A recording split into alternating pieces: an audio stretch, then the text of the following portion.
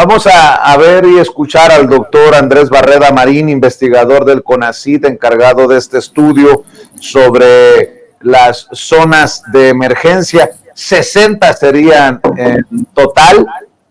Veamos y escuchemos. Claro, ¿cuáles son zonas que tienen contaminación pero que no es tan grave? Pues cualquier zona, digamos, por ejemplo, una mina en donde se esté contaminando con digamos, una afluencia de tóxicos, de metales pesados en los ríos, pero ese es el único proceso de contaminación.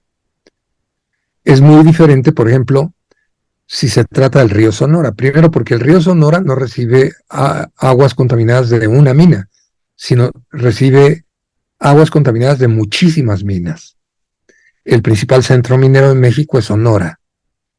Y el río Sonora es el principal río que recibe agua de muchas vertientes. Ahora, esas aguas contaminadas llegan hasta Hermosillo. Y ahí se mezcla la contaminación de la extracción minera con la actividad industrial. Y saliendo las aguas de Hermosillo, estamos en una zona agroindustrial de alto uso de agroquímicos, pero también es una zona en donde hay muchísimas megagranjas de cerdos. Entonces ya tienes ahí ese tipo de convergencia. Entonces, claro, si tomamos la cuenca del río Sonora, es propiamente una resa, porque se da esa superposición de procesos. Por ponerte el ejemplo de Sonora, que es un ejemplo muy estudiado por los propios investigadores de Sonora y también denunciado. ¿Cuántas resas estimamos que existen en México? Yo pienso que hay alrededor de 60. No quiere decir que todas están en el mismo nivel, ¿no? Unas más, unas menos. No hemos hecho todavía no tenemos un criterio homólogo, porque es muy complejo el problema, como para compararlas unas con otras y decir qué grado de gravedad tiene cada una frente a las demás.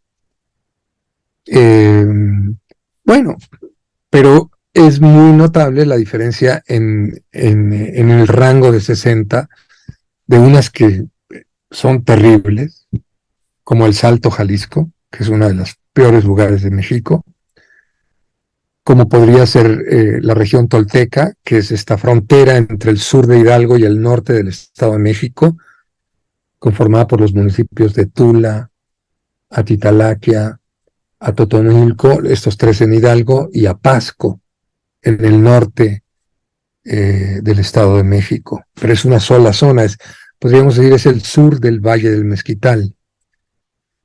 Otra zona muy grave es esta frontera industrial entre Tlaxcala y Puebla, o también podríamos ir al norte del Istmo de Tehuantepec, que tiene pues lo que queda, lo que resta de la petroquímica mexicana, que en su momento pues fue el complejo petroquímico más grande y más importante de toda América Latina, y que se vio muy deteriorado durante el neoliberalismo, pero no solo, digamos, económicamente o en materia de inversión, sino en materia de seguridad.